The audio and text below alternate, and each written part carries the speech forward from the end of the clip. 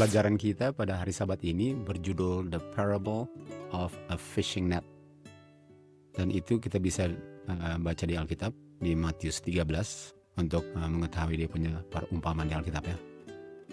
Nah, minggu lalu kita menggunakan perumpamaan lalang dan gandum, di mana lalang dan gandum akan bertumbuh bersama-sama sampai the harvest, dan harvest adalah close of probation, tutup pintu kan, to harvest.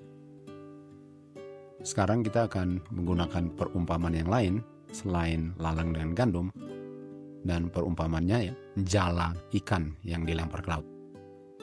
Di 2 Korintus 13 ayat 1 dikatakan paling kurang harus ada 2 atau 3 saksi untuk sesuatu di-establish.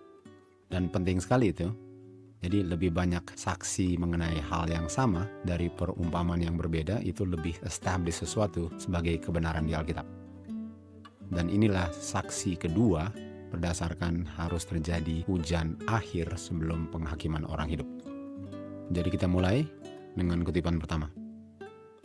Di Christ Object Lesson dikatakan, when the mission of the gospel is completed, waktu pekabaran Injil, yaitu the last message of mercy, atau pekabaran loud cry, seruan nyaring, sudah selesai dikumandangkan, setelah itu langsung terjadi judgment yang akan menghasilkan kerjaan perpisahan. Oleh sebab itu, Injil harus dikabarkan dulu, atau loud cry harus dikabarkan dulu, dan kita tahu loud cry itu disertai dengan the latter rain. Dan setelah itu dikatakan, judgment will accomplish the work of separation. Artinya setelah itu terjadi perpisahan.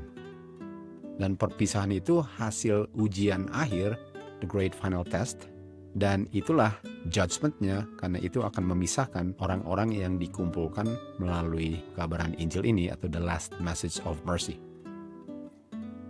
Lalu kutipan paragraf berikutnya dikatakan, di saat pekerjaan gospel is completed, there immediately follows. Artinya setelah gospel atau the last message of mercy atau loud cry dikumandangkan, immediately artinya segera setelah itu terjadi perpisahan antara yang baik dengan yang tidak baik, di mana masing-masing punya eternal destiny ditetapkan untuk selama-lamanya. Artinya sekali terpisah selama-lamanya. Dan kita tahu itu pekerjaan terjadinya di hari penghakiman orang-orang hidup ya.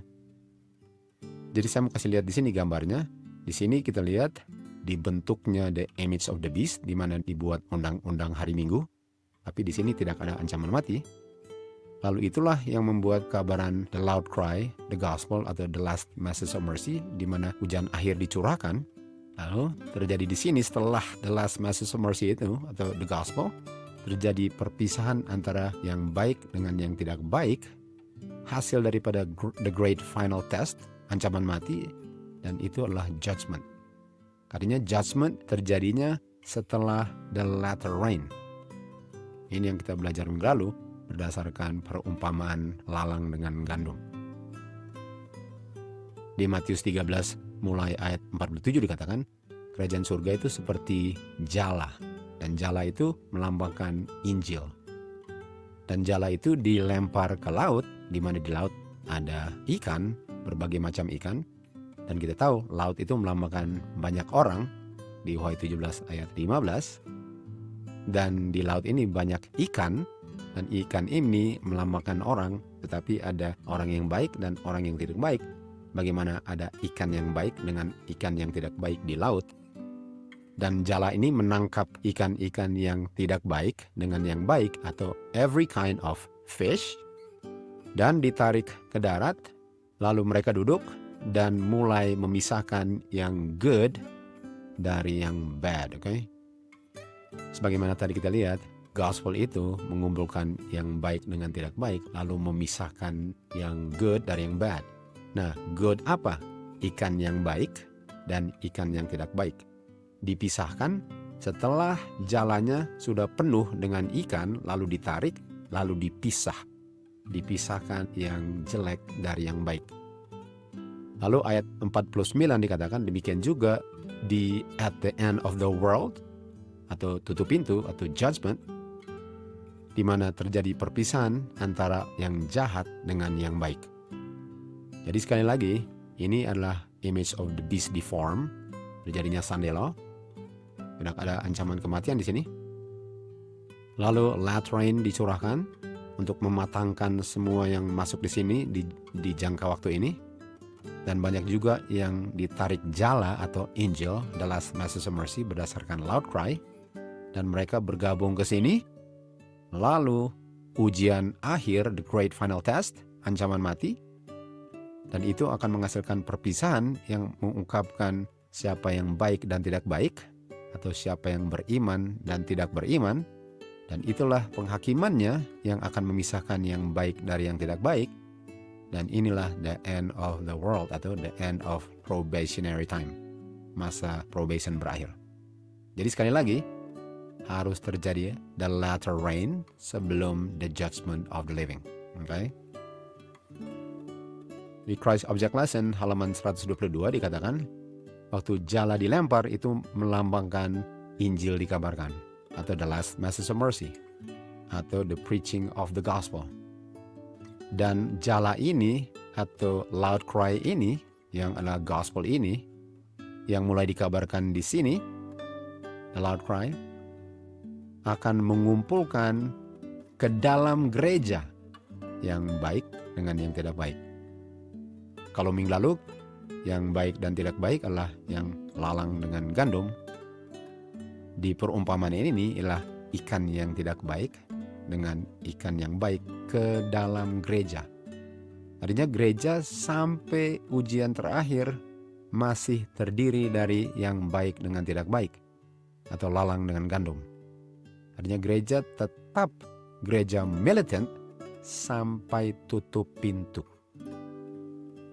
Penting sekali untuk mengerti ini, kan? Okay. Dan setelah itu baru terjadi perpisahan permanen selama-lamanya. Dan setelah ini gereja akan menjadi gereja triumphant. Gereja yang murni dan tidak pernah akan ada yang kotor yang akan masuk gereja ini. Karena perpisahannya permanen atau selama-lamanya. Baik. Kita ulang lagi kutipan tadi, dikatakan, di saat pekerjaan Injil sudah selesai dikabarkan, segera terjadi perpisahan antara the good, atau ikan yang baik atau gandum, dan ikan yang tidak baik atau lalang. Dan perpisahan ini disebabkan oleh the image of the beast test, the great final test, atau the judgment yang adalah the end of the world, dan kalau pakai istilah lalang dengan gandum adalah the harvest. Kita gabung dengan minggu lalu punya pelajaran. Sangat jelas. Dan disinilah ikan-ikan atau lalang dengan gandum dibawa masuk ke dalam gereja. Artinya gereja masih terdiri dari lalang dan gandum. Sampai hari ujian atau sampai hari judgment atau sampai tutup pintu. Artinya di Jacob's time of trouble, gereja murni untuk selama-lamanya. Kita lihat di sini kesimpulan yang tadi, ikan yang baik dengan yang tidak baik coexist, artinya exist bersama-sama di dalam kapal. Kan kita tahu ditariknya ke kapal, kan? Jadi kapal itu boleh katakan melambangkan gereja, karena disitulah ditarik dia punya ikan-ikan sampai misi Injil selesai dikabarkan. Dan di saat itulah terjadi perpisahan untuk selama-lamanya. Nah, pengertian ini membuat banyak orang mengambil kesimpulan bahwa jangan pernah tinggalkan kapal. Kalau hanya lihat dari pengertian ini, sepertinya masuk akal. Tapi ini adalah salah satu sudut pandangan, sementara banyak lagi sudut pandangan yang lain yang akan menjelaskan lebih daripada pengertian yang sangat sederhana ini, ya. Tetapi bukan itu yang saya mau tunjukkan. Nanti mungkin kutipan-kutipan berikut akan menunjukkan bahwa harus tinggalkan kapal. Karena kapal ini adalah kapal yang benar. Sementara ada kapal yang tidak benar, sehingga nggak bisa bilang bahwa ini adalah kapal yang benar. Sementara ini bukan yang mereka bilang kapal yang benar. Baik. Tapi itu pelajaran lain. Jadi katakan di saat jalannya penuh, jalalah Injil sudah selesai mengabarkan ke seluruh dunia, di mana semua orang telah antara terima atau tolak. Sampai orang terakhir terima atau tolak, Injil tetap akan dikabarkan. The loud cry akan tetap dikabarkan sampai orang terakhir mendengar, menerima atau tolak. Artinya jalanya ini akan dilempar ke laut dan ditarik berkali-kali kan untuk kasih masuk kapal. Dan kalau orang itu atau ikan nggak masuk ke jala, setiap kali dilempar tentu saja dia nggak perlu diuji karena dia sudah dinyatakan hilang. Karena dia menolak gospel. Jadi yang dihakimi itu ialah yang masuk jala. Karena kalau nggak masuk jala artinya tolak gospel. Untuk apa mau menghakimi orang yang tolak gospel? Kalau tolak gospel artinya sudah tolak the power of God unto salvation. Artinya mereka nggak percaya sehingga nggak perlu dihakimi lagi. Okay. Jadi jala ini akan dilempar ke laut berkali-kali.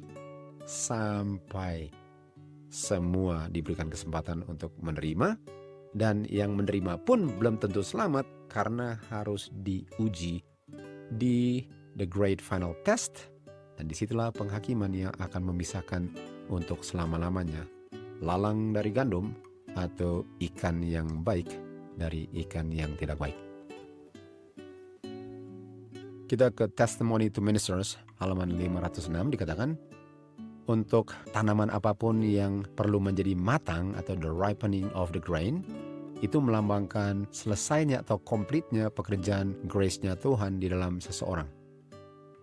Artinya untuk kita menjadi matang, kita tahu perlu latter rain. Karena latter rain ini yang mematangkan siap untuk dipanen. Artinya semua orang yang mulai di sini dan yang dipanggil masuk akan dimatangkan di sini karena ada latter rain. Dan dimatangkannya ini bisa menjadi matang lalang ataupun matang gandum. Dalam konteks pelajaran ini, matang good fish atau matang bad fish. Jadi di sini akan benar-benar menjadi matang dan kelihatan perbedaannya. Dan kalau sudah lihat perbedaannya, baru pisahkan lalang dengan gandum at the harvest. Baru pisahkan dia punya good fish from the bad fish karena sudah matang. Jadi nggak bisa dipisahkan sebelum ujian karena karakter kematangannya belum dilihat sampai terjadi ujian, dan ujian itu akan mengungkapkan karakternya. Apakah dia akan lebih baik mati, dia memilih untuk lebih baik mati daripada tinggalkan righteousness, atau ditinggalkan righteousness karena nggak mau mati. Karakternya sudah sempurna di situ dan nggak bisa dirubah lagi. Dan latter rain inilah yang menyebabkan pilihannya ini adalah pilihan yang matang, sehingga sejak itu ada judgment dan tutup pintu. Finish. Pekerjaannya finish ya. Oke, jadi sekarang saya mau lihat the shaking before the latter rain. Jadi saya mau lihat terjadi shaking sebelum the latter rain. Nah, saya mau mundur satu slide, mau kasih tunjuk di sini bahwa di sini terjadi separation. Nah, separation ini sama dengan shaking ya, terpisah. Jadi terjadi keterpisahan di sini setelah the latter rain. Sementara sekarang saya mau kasih tunjuk terjadi shaking atau separation sebelum latter rain di sini kayaknya. Jadi kita perlu bedakan yang kita mau belajar sekarang, yaitu ada perpisahan di sini harus bisa dibedakan dengan perpisahan di sini. Karena ada orang-orang yang mengatakan bahwa perpisahan di sini inilah ujiannya atau hasil ujiannya sebelum latter rain. Sementara perpisahan ini setelah the latter rain. Dan karena yang kita mau bahas adalah perpisahan atau shaking di sini, kesimpulan mereka bahwa umat Tuhan terjadi perpisahan di sini sebelum the latter rain. Sementara inilah sebenarnya perpisahan yang dimaksudkan dengan perpisahan judgment of living serentak seluruh dunia setelah the latter rain, okay? Setelah the latter rain. Jadi saya mau bahas tentang perpisahan di sini yang bukan penghakiman atau perpisahan di sini, okay? Karena belum melewati ini. Walaupun yang terpisah di sini, kalau sudah terpisah di sini, nggak ada gunanya untuk terima latter rain ini, hanya mematangkan lalang menjadi lalang yang matang kan? Okay. Di Early Writings halaman 269 kita melihat Miss White mengatakan dia melihat orang-orang yang bergumul dalam kehidupannya untuk menaklukkan kelemahan-kelemahannya. Dan kelemahan-kelemahannya ini ditunjukkan oleh setan dalam kehidupan mereka, dan mereka tidak menyerah, tetapi mereka berjuang dengan kuasa Tuhan, tentu saja sepenuhnya kuasa Tuhan, untuk menang daripada penggodaan setan yang mau membinasakan mereka. Tetapi Miss White bilang ada orang-orang yang tidak mau mengerjakan pekerjaan ini dalam mereka punya agonizing dengan pleading, dan mereka nggak peduli sepertinya waktu digoda setan, mereka nggak peduli untuk menang. Mereka izinkan mereka punya perasaan atau keinginan daging mereka dilayani, sementara yang lain tidak mau melayaninya dengan kuasa Tuhan. Kebiasaan mereka tidak mau melayani, sementara orang-orang yang lain yang dilihat, mereka nggak peduli katanya. Dan orang-orang yang tidak peduli ini, mereka tidak menolak dengan kuasa Tuhan kegelapan yang sedang mau membuat mereka buta agar mereka tidak bisa melihat Tuhan Yesus. Lalu Miss White bilang, saya tidak melihat mereka lagi. Waktu Miss White bilang mereka tidak kelihatan lagi, artinya mereka sudah di-shaken out. Jadi kelompok yang tidak partisipasi dalam pekerjaan ini terpisah dari orang-orang yang berjuang dengan kuasa Tuhan untuk tidak melayani. Mereka punya kebiasaan-kebiasaan kecerendungan dengan setan punya penggodaan untuk tidak fokus kepada Kristus. Sebagaimana waktu Petrus berjalan di atas air, setan mau dia memperhatikan dia punya ombak lebih daripada Kristus sehingga dia tenggelam. Dan ini Miss White melihat dalam khayalnya sedang terjadi sebelum dia punya loud cry. Karena ini adalah chapter di Early Writings halaman 270. Lalu chapter berikutnya bicara tentang dosa-dosa Babylon. Lalu chapter berikutnya bicara tentang the loud cry. Artinya peristiwa ini terjadinya sebelum the loud cry. Artinya terjadi shaking sebelum the loud cry. Sementara tadi kita lihat shakingnya atau separationnya setelah the loud cry. Dan Miss White menanyakan, apa arti daripada shaking yang dia lihat yang ditunjukkan kepada dia? Lalu dikatakan, disebabkan oleh pekabaran the straight testimony yang ditujukan kepada gereja yang memiliki kondisi suam-suam kuku atau Laodiceans. Dan orang-orang ini yang di shaken out ini tidak mau menerima pekabaran ini, dan mereka bangkit berdiri dan berontak terhadap pekabaran ini yang menegur mereka karena mereka pikir mereka kaya, tidak membutuhkan satu apapun, dan pekabaran ini membuat mereka bangkit berdiri untuk menentangnya. Sementara pekabaran ini memberikan solusi di Wahyu 3 ayat 18 untuk beli emas yaitu iman, dan mengenakan jubah putih yaitu righteousness, dan menerima minyak pelumas mata yaitu eye salve. Nah, apa itu iman dengan righteousness? Righteousness by faith. Pekabaran yang dikabarkan oleh Wagner dengan Jones tahun 1888 dikabarkan lagi kepada orang-orang ini, dan kita akan lihat bahwa ini adalah orang-orang yang berbakti pada hari ke-7 adalah orang-orang Advent. Dan terjadi shaking di antara orang Advent karena pekabaran ini ditujukan kepada Seventh-day Adventist. Dan ini terjadi shakingnya sebelum the loud cry. Karena mereka di shaken out gara-gara mereka menolak keabaran Laodicea, sehingga mereka menolak righteousness, menolak iman, sehingga mereka tidak dikenakan jubah righteousness by faith itu. Dan mereka terpisah dari orang-orang yang menerima ini. Dan ini terjadinya sebelum the loud cry. Artinya ini bukan separation yang terjadi disebabkan oleh ujian the great final test. Karena ujiannya adalah the straight testimony to the Laodiceans, bukan the great final test yaitu ujian ancaman kematian. Di sini nggak ada ancaman kematian. Sementara the final separation adalah ancaman kematian. Ini sebelum loud cry. Sementara the great final test setelah the loud cry. Jadi beda. Artinya bukan ini shaking terakhir sebelum judgment. Karena shaking ini membuat kita tahu siapa yang masuk di loud cry. Nanti di ujung loud cry baru judgment. Sementara banyak orang mengambil kesimpulan bahwa shaking ini setelah itu judgment baru loud cry. Jadi sangat beda. Baik. Lalu Miss White lihat bahwa testimony to the Laodiceans ini banyak orang akan bangkit melawannya Dan inilah yang menyebabkan shaking among God's people. Kita tahu, the image of the beast test itu adalah tes yang ditujukan kepada the people of God. Dan ini juga shaking among the people of God sebelum the loud cry. Lalu di early writings halaman 271 dikatakan, jumlah daripada kelompok ini berkurang karena banyak tidak kelihatan lagi, shaken out ya. Mereka di shaken out and left by the way, ketinggalan. Shaken, nggak bergabung lagi dengan kelompok ini, sudah terpisah. Dan mereka ketinggalan di belakang di dalam kegelap. Artinya mereka nggak bisa lihat masa depan, penuh dengan kegelapan. Ini shaking sebelum loud cry. Berbeda dengan shaking atau separation setelah the loud cry.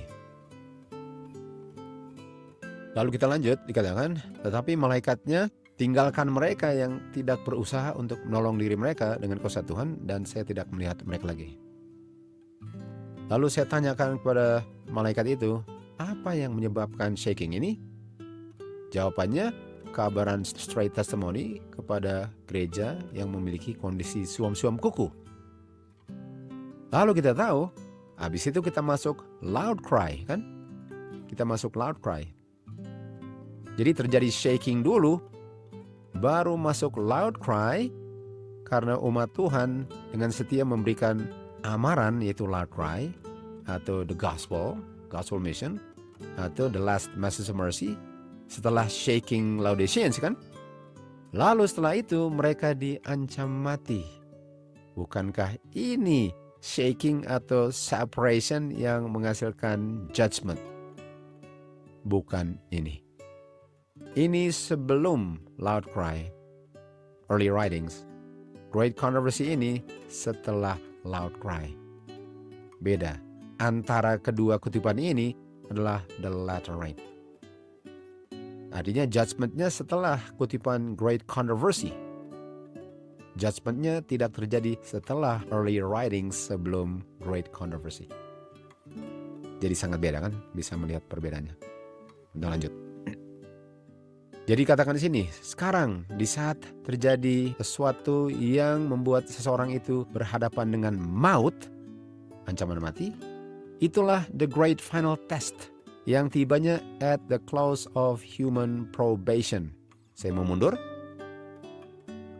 Apakah shaking Laodicea ini ancaman mati? Enggak. Dan harus ada ancaman mati, tadi katakan kan, harus ada ancaman mati, baru close of probation. Bagaimana close of probation? Kalau setelah itu, pekabaran ke seluruh dunia. Kalau close of probation, untuk apa? Untuk mengabarkan loud cry lagi, kalau semua sudah selamat, yang hilang-hilang. Artinya shaking ini tidak ada ancaman mati, dan gak bisa ada close of probation, karena setelah shaking early writings, ada pekabaran ke dunia, sementara kalau sudah tutup pintu, untuk apa? Untuk mengabarkan ke dunia lagi. Ini dia. Artinya, the great final test ialah waktu ada ancaman mati. Dan ancaman matinya setelah pekabaran loud cry. Artinya sangat jelas bahwa shaking yang kita lihat di early writings adalah shaking sebelum loud cry. Dan sebelum loud cry itu, shaking itu bukan diikuti judgment. Karena setelah itu masih ada pekabaran yang harus dikabarkan. Lain pun harus mematangkan orang-orang di situ. Baru ancaman mati, threatened with destruction. Baru judgment, baru the close of probation. Jadi sangat jelas. Jadi kita lihat di sini, shaking yang disebabkan oleh the straight testimony to the Laodiceans. Baru terjadi image of the beast, dibentuknya image of the beast, yaitu Sunday Law tanpa ancaman mati. Dan disitulah loud cry dikabarkan untuk memanggil orang dari luar yang dilamakan jala, mengumpulkan bad fish dengan good fish, atau wheat and tares dikumpul di sini, dan semua dimatangkan di sini. Setelah shaking ini, baru great final test, baru separation permanent. Artinya jangan salah artikan shaking ini untuk bilang setelah ini ada judgment. kalau shaking ini sebenarnya menghasilkannya setelah itu, maksudnya setelah itu baru terjadi loud cry, baru the great final test, baru judgment, yaitu perpisahan antara good and bad, wheat and tares permanen. Okay? Jadi make sure kita bisa membedakan perpisahan early writings dengan yang kita baca tadi di Great Controversy atau Christ Object Lesson. Jadi saya mau kasih tunjuk tentang dua separations. Ada dua macam separations. Nah, dua macam separations ini tidak termasuk separation atau shaking early writings tadi sebelum the latter rain. Jadi dua perpisahan ini saya mau kasih tunjuk terjadinya di masa latter rain dan persis di ujung latter rain, oke? Ini yang terjadi. Jadi dia terjadinya setelah latter rain dikabarkan baru terjadi dua perpisahan ini. Jadi banyak perpisahan di pelajaran ini sebelum latter rain, di dalam latter rain, dan setelah berakhirnya latter rain. Tapi yang kita mau bahas kedua perpisahan ini terjadinya di latter rain dan di ujung latter rain. Bukan yang kita baca tadi di early writings sebelum latter rain, oke? Oke. Jadi inilah gereja, dia lempar jalannya. Oke, dia lempar jalannya ke sini. Dan jalannya itu melambangkan the gospel net. Dan inilah good and bad fishes-nya yang masuk ke jalannya. Dan inilah ikan yang gak mau masuk, artinya ini gak usah dihakimi. Karena mereka tolak gospel. Okay.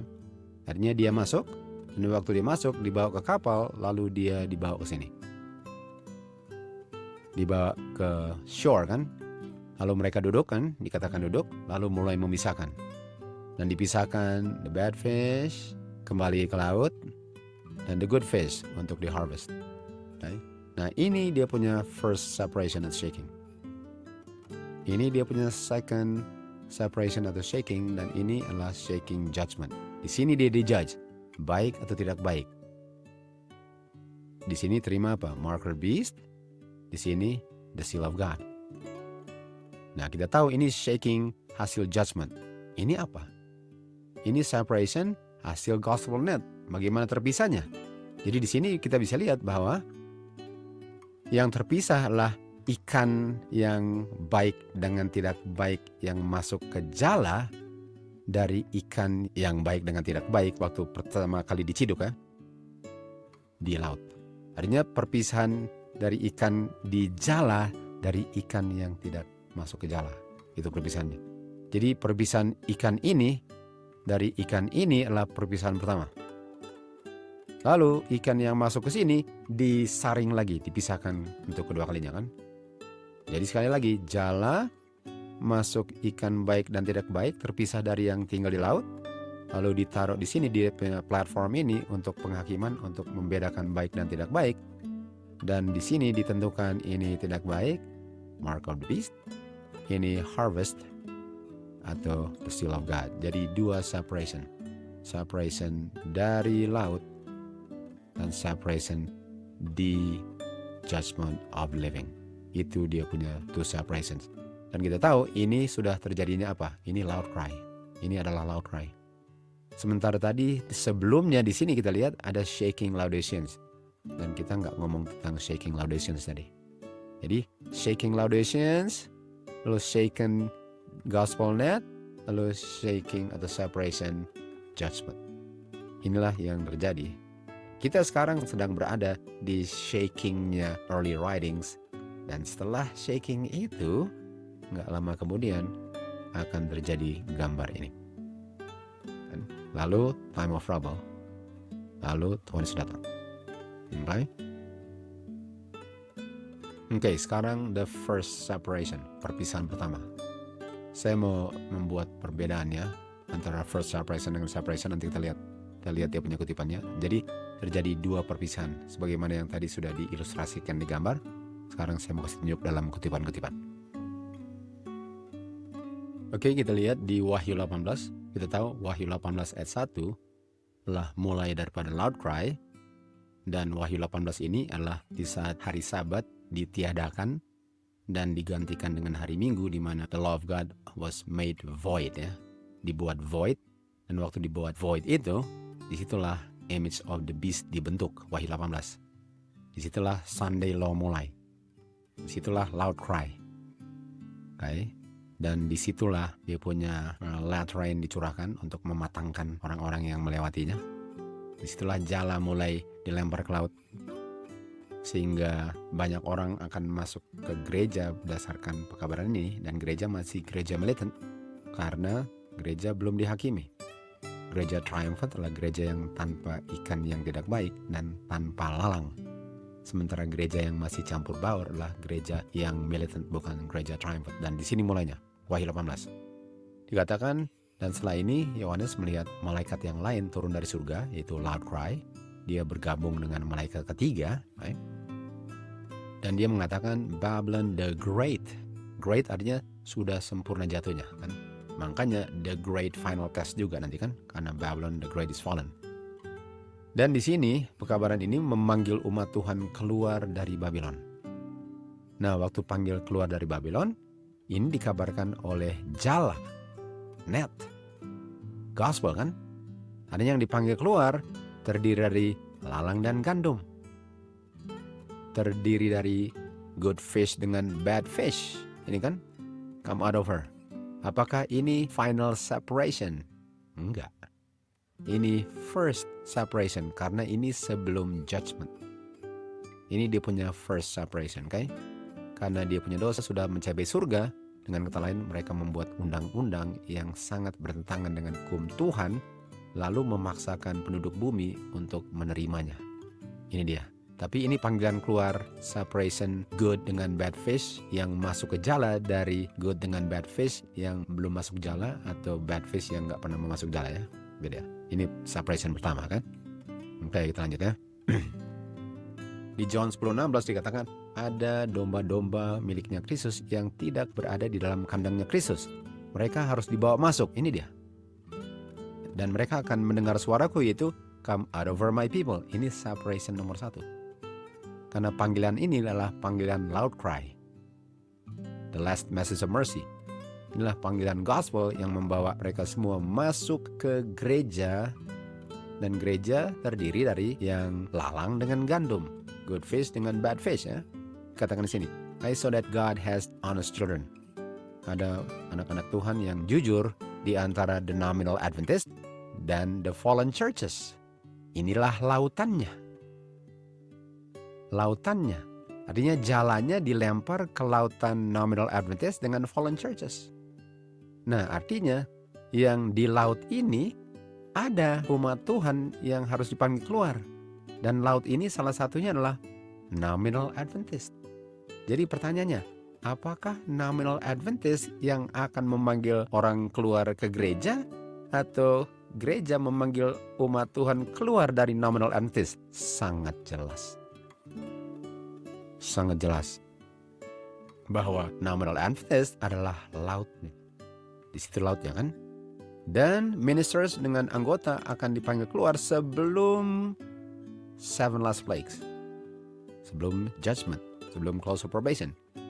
Mereka akan dipanggil keluar dari gereja-gereja ini dan banyak akan dengan senang menerima pekabaran ini atau masuk dia punya net. Masuk jalannya kan? Masuk jalannya. Dan kalau masuk jala artinya akan diuji. Artinya ini separation pertama.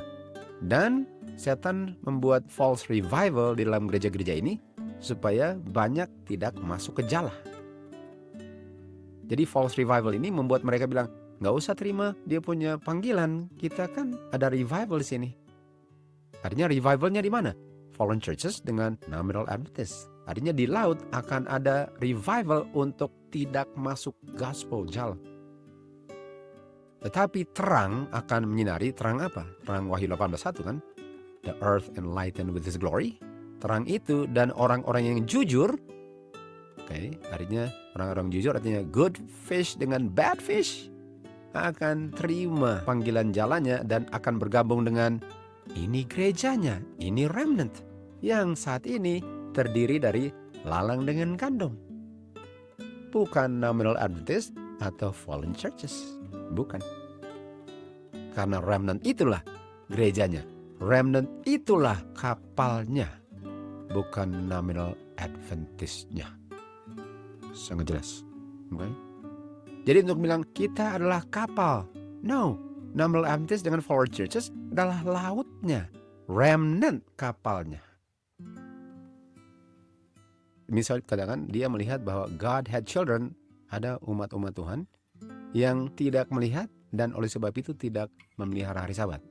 Belum menerima terang, sehingga belum bisa dihakimi. Mereka tidak menolak kebenaran, toh mereka belum menerimanya atau belum menerima fully, sehingga mereka nggak bisa dihakimi. Dan di saat mulai time of trouble, kita tahu time of trouble ini mulainya sebelum tutup pintu, kita ngerti kan?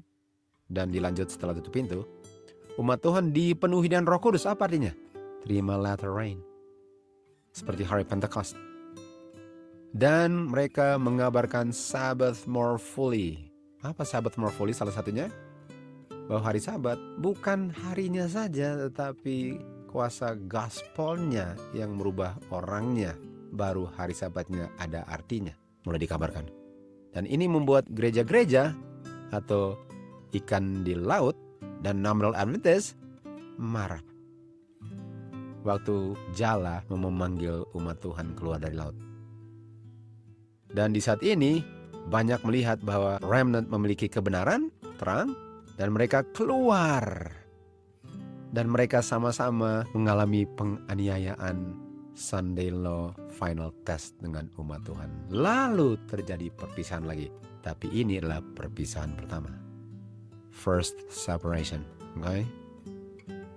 Kutipan berikut. Di sini dikatakan banyak orang mencintai gereja-gereja mereka dan mereka sangat tidak tertarik untuk berpisah dari gereja-gereja mereka. Mereka nggak mau keluar dari gereja-gereja mereka. Apa yang terjadi? Tetapi sementara mereka lihat the testimony of God's word, di mana firman Tuhan ditindas, dilarang-larang untuk diselidiki nubuatannya, dan dilarang juga orang untuk mendengar kabaran-kabaran yang sedang dikabarkannya. Mereka pikir, kalau ini gerejanya Kristus, kenapa mereka larang-larang kita dengar firman Tuhan? Apa salahnya? Sementara mereka nggak mau pisah dari gereja, karena mereka pikir inilah gereja Kristus. Tapi di saat kabaran kebenaran firman Tuhan yang mereka bilang benar ditolak, mereka ragu. Apakah ini gerejanya Kristus? Kalau gerejanya Kristus, bukankah kabaran ini harusnya diterima dengan senang hati? Kenapa malahan kita dilarang untuk mendengarnya? Dan oleh sebab itu, mereka membenarkan diri untuk memisahkan diri mereka dari gereja-gereja ini. Dan ini terjadinya di zamannya William Miller. Di Midnight Cry yang akan terulang di Loud Cry nanti. Dan Summer 1844, sekitar 50.000 ikan, lalang dan gandum keluar dari gereja-gereja mereka dan bergabung dengan remnant. Perpisahan pertama karena masuk gereja untuk ambil ujian akhir. Tadinya ini perpisahan pertama, bukan final. Ini perpisahan pertama, oke? Musuh bergerak menggunakan hamba-hambanya untuk membuat undang-undang yang akan menghalang-halang pekerjaan Tuhan di akhir zaman. Tetapi ada orang-orang di pemerintah yang takut Tuhan, yang dipengaruhi oleh malaikat-malaikat yang kudus untuk menentang. Mereka punya argumentasi untuk membuat undang-undang untuk menghalang-halang pekerjaan Tuhan sebelum tutup pintu. Jadi ada orang-orang di pemerintahan yang takut Tuhan, yang karena mereka lah kenapa undang-undang yang mau diundang-undangkan belum diundang-undangkan karena belum waktunya. Namanya statesman. Dan oleh sebab itu, oleh orang-orang ini, walaupun jumlahnya sedikit, mereka menahan kejahatan yang sudah mau membanjiri seluruh dunia. Dan pekabaran malaikat ketiga oleh sebab itu tidak bisa dihalang-halang karena orang-orang ini yang dipengaruhi oleh Tuhan melalui malaikat-malaikatnya membuat argumentasi yang mereka tidak bisa sangkal, di mana mereka belum bisa buat undang-undang yang memang belum waktunya. Jadi empat malaikat ini belum dilepaskan. Di saat amaran panggilan terakhir atau loud cry diberikan, banyak orang akan terbuka mata mereka dan orang-orang terkemuka pun akan melihat pekabaran ini, dan sebagian daripada orang-orang ini, statesman ini, menerima atau masuk jala. Final warning, loud cry, atau the last message of mercy. Mereka akan terima pekabaran ini, yang mana mereka bertanggung jawab untuk menahan 4 mata angin sebelum tutup pintu. Karena 4 mata angin dilepaskannya waktu masuk Jacob's time of trouble. Dan mereka bergabung dengan umat Tuhan, perpisahan pertama. Kan? Bergabung dengan umat Tuhan, perpisahan pertama kan? Harus diuji lagi. Tapi di sini kita lihat perpisahan kedua, yang mana mereka enggak mengambil bagian dalam merekanya terpisah. Karena mereka waktu terpisah dari laut, bergabung dengan remnant, tidak terpisah di ujiannya karena mereka berdiri terus melewati Jacob's time of trouble. Artinya perpisahan pertama, perpisahan kedua, tapi statement ini enggak terpisah jadi lalang, malahan bersatu dengan umat Tuhan sampai Tuhan datang dan akan diangkat ke awan-awan tanpa kematian. Jadi kita lihat di sini perpisahan pertama dan perpisahan kedua karena mereka tembus the great final test. Oke, kita sekarang mau lihat 2 perpisahannya dalam kutipan-kutipan ini. Tadi cuma lihat 1 separation, sekarang kita mau lihat 2 separation, walaupun kutipan terakhir tadi menunjukkan separation secara tersirat ya. Nah, di Spirit of Prophecy volume 4 dikatakan sekali lagi mereka dikecewakan lagi. Nah, waktu dikecewakan lagi ini 1844. Dan ini perpisahan kedua. Karena perpisahan pertama adalah Matius 25 ayat 5 waktu terjadi tarrying time. Di situ terjadi perpisahan pertama. Lalu pekabaran Midnight Cry memanggil banyak orang masuk lagi ke dalam The Advent Movement ini sampai Oktober 22, 1844. Itu mereka punya Midnight Cry. Mereka lempar jala lagi boleh katakan. Dan banyak yang masuk, 50.000 ini yang di zaman kita adalah bad fish dengan good fish, wheat and tear digabung lagi ke jala atau ke dalam gereja. Tetapi setelah itu mereka menghadapi apa? Kekecewaan lagi. Kekecewaannya ialah mereka harap Tuhan Yesus datang, lalu Tuhan Yesus nggak datang. Itu ujian kedua. Itu ujian keduanya kan. Dan apa yang terjadi? Sementara dunia melihat orang-orang ini mengharapkan Tuhan Yesus datang dan nampaknya nggak datang, the whole system of Adventism, jadi mereka bilang sistem Advent ini sudah pasti akan rubuh. Mereka bilang gerakan Advent ini yang mulainya dengan William Miller atau Samuel Snow dan meneruskannya semua itu akan tumbang pasti mereka. Kenapa? Karena kenyataannya nggak ada yang datang di awan-awan. Tuhan Yesus nggak datang, artinya mereka harusnya apa? Bubar. Dan waktu dibilang harusnya bubar ya, banyak tinggalkan iman mereka, tapi ada juga yang tetap berdiri walaupun nggak tahu apa yang terjadi. Dan mereka mengharapkan Tuhan Yesus mengungkapkan terang selanjutnya, dan yang berdiri teguh itu yang akhirnya mendapat terang bahwa Tuhan Yesus nggak datang ke bumi, tetapi masuk bilik Maha Kudus. Nah, waktu Protestan bilang bahwa Advent akan buyar, kutipan Roh Nubuat mengutip, untuk pakai kita punya zaman, gereja kelihatannya sudah mau jatuh, tapi tidak. Dan yang bikin sudah mau jatuh kelihatannya karena banyak orang-orang dari gerakan ini tinggalkan gerakan ini, dan hanya sedikit yang ketinggalan. Mereka bilang gereja akan jatuh, tapi tidak. Ini sudah terjadi di zaman William Miller dan akan terjadi lagi nanti, di mana banyak orang waktu dianiaya, diancam, akan tinggalkan gerakan ini sebelum masuk time trouble. Dan waktu mereka meninggalkannya, banyak yang akan tinggalkan karena mereka belum disanctify by obedience to the truth.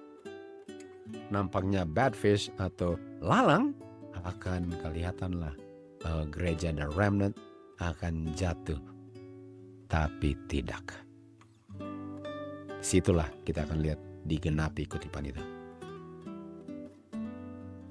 Ini yang kita lihat tadi ya. Ini yang kita udah lihat tadi. Kita mau tunjukkan lagi bahwa ada 2 separation. Mereka terpisah dari laut, tapi tidak terpisah dari the remnant church. Ini statements. Artinya ada terpisah dari laut dan ada terpisah dari the remnant church. Tetapi statement ini tetap bersama dengan remnant church sampai terus datang. 2 separation yang saya tunjuk tadi ya. Matius 22 ayat 10. Dikatakan, jadi hamba-hamba ini pergi ke jalan-jalan dan kemana saja dan mengumpulkan sebanyak mungkin yang mereka temukan. Dan yang mereka temukan adalah bad dan good. Apakah ini loud cry? Yes. Apakah ini the last message of mercy? Yes. Apakah ini separation pertama setelah loud cry? Yes. Apakah ini shaking the early writings? No. Apakah ini perpisahan terakhir setelah the great final test? Tidak. Inilah separation pertama di mana mereka terpisah dari ikan-ikan di laut, betul? Ini separation pertama. Tapi masih mau diuji lagi. Dan sekarang pernikahan sudah dihadiri dengan dia punya tamu-tamu terdiri dari bad dengan good. Lalu raja datang untuk melihat. Lihat apa? Penghakiman, to see investigative judgment. Artinya ini perpisahan pertama dari laut. Lalu waktu raja datang kelihatan orang yang tidak mengenakan jubah pernikahan. Syarat untuk masuk pernikahan. Dia akan di-shaken out hasil judgment. Dia akan di-shaken out. Ini perpisahan kedua. Jadi waktu di-gather together, first separation. Lalu waktu di-cast into outer darkness, itu second and final separation. Lalu dikatakan di sini, for many are called. Banyak yang datang terima gospel. Tapi di hari penghakiman, but few are chosen. Hanya sedikit yang dipilih. Itu artinya daripada Matius 22. Kita akan belajar dia punya perumpamaan ini sometimes in the future, okay? Sekarang perpisahan kedua. The second separation, okay? Perpisahan kedua. Matius 13:30. Biarlah lalang dengan gandum bertumbuh bersama-sama sampai harvest. Sampai harvest. Nah, kita tahu harus panggil lalang dengan gandum ke gereja. Itu perpisahan pertama. Lalu biarin mereka sampai harvest atau sampai ujian baru terpisah lagi ya. Lalu setelah mereka dipanggil masuk ke dalam gereja lalang dan gandum perpisahan pertama. Lalu akan dikumpulkanlah yang siap untuk dibakar dan yang untuk di harvest perpisahan kedua. Yaitu the end of the world. Jadi waktu mau dibakar itu close of probation, bukan waktu mereka masuk ke gereja. Sekali lagi, Alkitab banyak saksinya. Dan ini adalah saksi kedua ya. Lalu dikatakan 48, okay, dikatakan di sini mengenai ikan kan. Di gather the good into the vessels. Kalau dia punya kapal, ini perpisahan pertama. Lalu, ini perpisahan kedua. Okay. Jadi pertama dikumpulkan ikan dulu ke dalam jala, perpisahan pertama. Lalu dipisahkan yang baik daripada yang tidak baik, perpisahan kedua. Lalu Matius 22 yang baru kita baca tadi. Waktu raja datang untuk melihat tamu-tamunya yang sudah dikumpulkan, waktu dikumpulkan perpisahan pertama. Dan waktu raja datang untuk melihat atau mau investigate, mereka punya karakter jubah, ada yang dibuang keluar, perpisahan kedua. Jadi kita lihat di sini, perpisahan pertama kedua, perpisahan pertama kedua, perpisahan pertama dan kedua. Dan ini semua terjadinya di saat loud cry mulai dikumandangkan, atau the last message of mercy, okay? Atau the gospel mission. Zakaria 3 ayat 2 dan 3 dan 4 dikatakan, Tuhan bilang kepada setan, the Lord rebuke thee. Tuhan menghardik engkau, oh setan. Tuhan telah memilih Jerusalem. Kita tahu Jerusalem, okay, adalah umat Tuhan kan.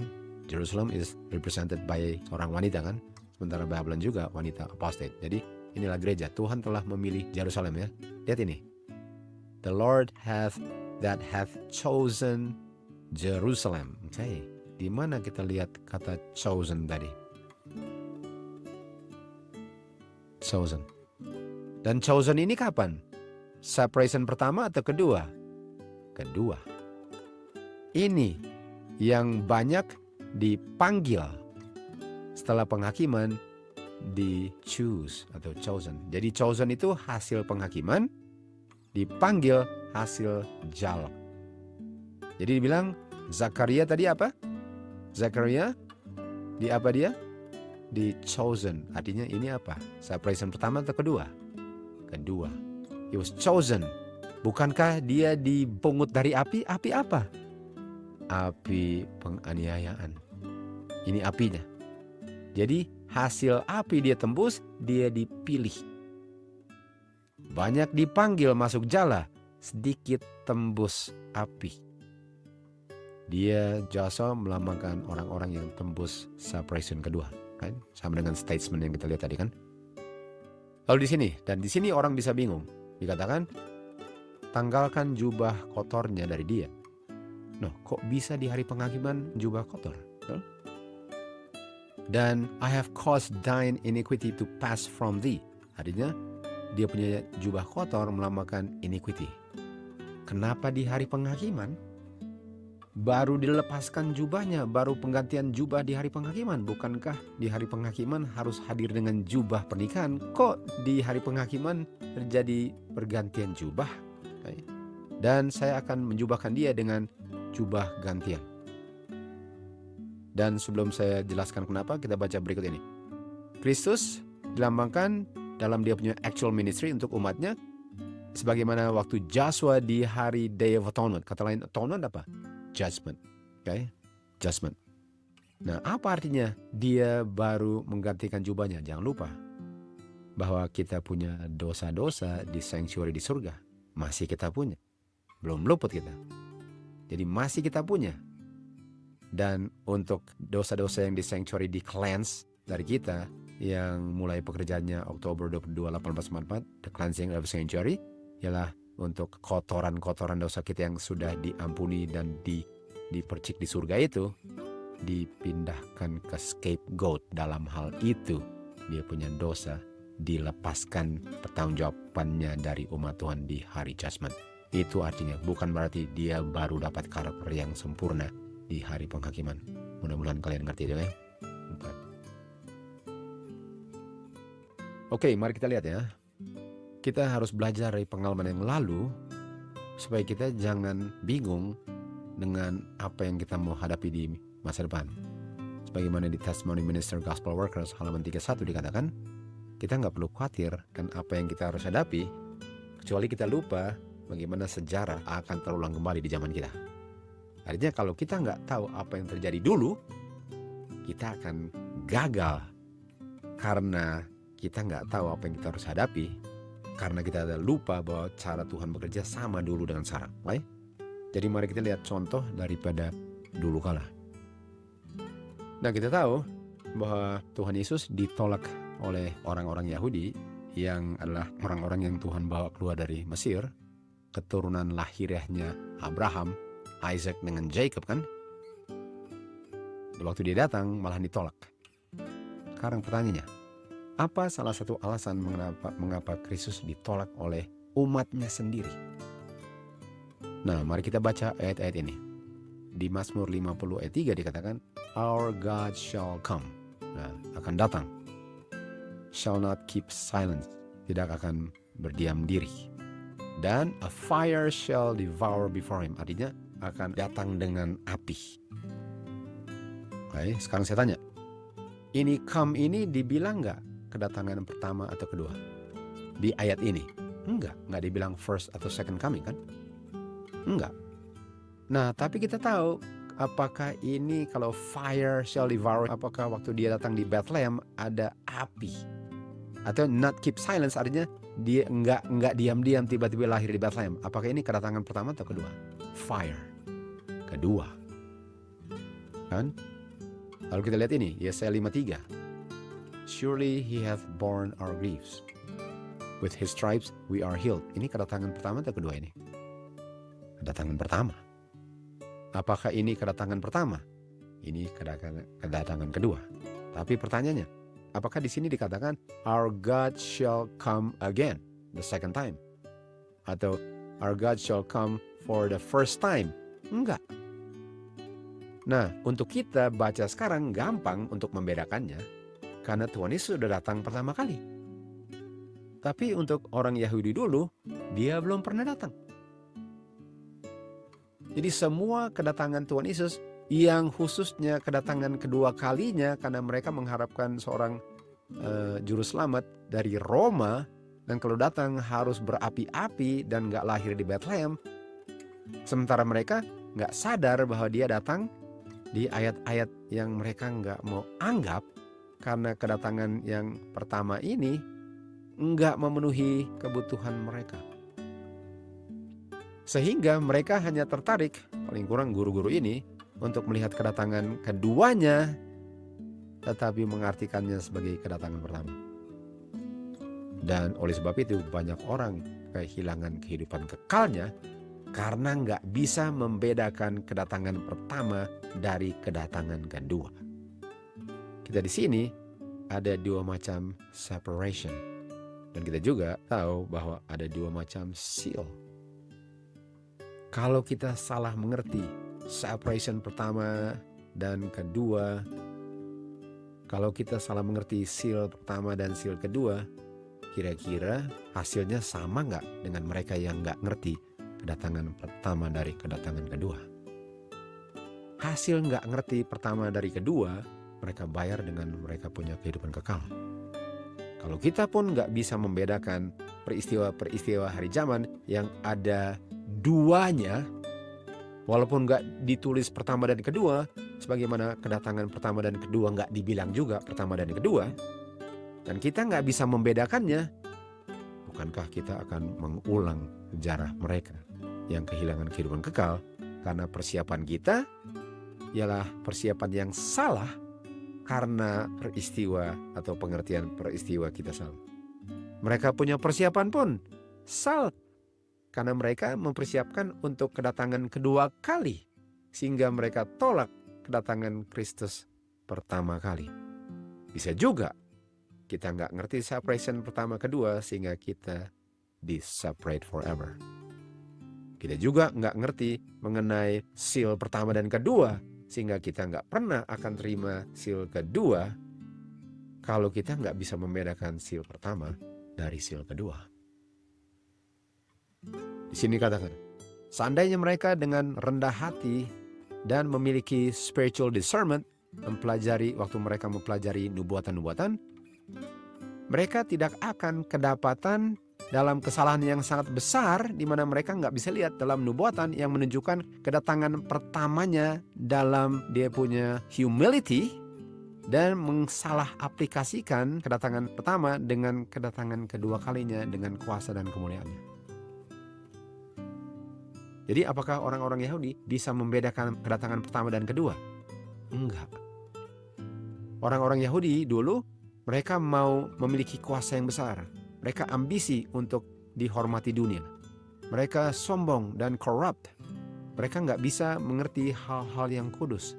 Mereka nggak bisa membedakan nubuatan yang menunjuk kedatangan pertama dan yang menjelaskan kedatangan kedua penuh dengan kemuliaan. Kuasa kemuliaan yang bicara tentang kedatangan kedua, mereka harapkan untuk lihat di kedatangan pertama, dan oleh sebab itu mereka hilang. Bagaimana kalau kita nggak bisa membedakan seal pertama, seal kedua, atau separation pertama, separation kedua, atau shaking pertama dan shaking kedua? Apakah hasilnya sama juga? Ada dua shakings. Ada dua shakings dan jangan salah mengerti. Sebagaimana mereka juga nggak mengerti, nggak bisa membedakan kedatangan pertama dari kedua. Jangan salah mengerti. Matius 22 ayat 10. Hamba-hamba ini pergi mengumpulkan sebanyak mungkin yang baik dan tidak baik. Shaking pertama. Lalu raja datang, baru shaking kedua. Banyak yang dipanggil, sedikit yang dipilih. Artinya kita harus tahu bahwa shaking pertama sebelum judgment. Shaking kedua di hari judgment. Sebelum judgment adalah loud cry. Dan kita harus mempersiapkan diri untuk masuk loud cry. Untuk Adventist, ada shaking the straight testimony to the Laodiceans. Dan shaking itu harus terjadi sebelum kita masuk loud cry, lalu shaking dari dunia ke gereja. Lalu shaking di dalam gereja terpisah selama-lamanya. Dan kita harus mempersiapkan semua itu. Tidak bisa kita salah ngerti, karena yang salah ngerti berdasarkan pengalaman umat Tuhan dulu, mereka kehilangan kehidupan kekal. Karena kedatangan Tuhan Yesus kedua kali mereka pikir mereka akan lihat di kedatangan pertama, sehingga mereka tolak Tuhan Yesus. Karena tidak bisa membedakan the first advent dari the second advent. Jumlah orang-orang berkurang. Ada yang sudah di-shaken out, ditinggalkan, dan ketinggalan dalam kegelapan. Ini dia. Ini sebelum loud cry, sebelum Sunday Law. Lalu, waktu gospel, jala, dia punya net, loud cry, the last message of mercy sudah dikabarkan. Baru mulai judgment menghasilkan separation. Dan selama-lamanya terpisah. Ini di sini. Ada dua macam. Bukan di sini lalu judgmentnya. Tetapi di sini yang adalah judgmentnya. Di mana di antaranya gereja masih terdiri dari lalang dan gandum. Semoga kita bisa melihat perbedaannya dengan jelas. Karena kita punya spiritual discernment itu, I self itu yang menentukan apakah kita akan mengulang sejarah umat Tuhan dulu, menolak kedatangan Kristus pertama, karena tidak bisa membedakan pertama dan keduanya, di mana kita juga nggak bisa membedakan shaking atau separation pertama dan kedua, atau seal pertama, seal kedua, sehingga kita pun akan kehilangan kehidupan kekal.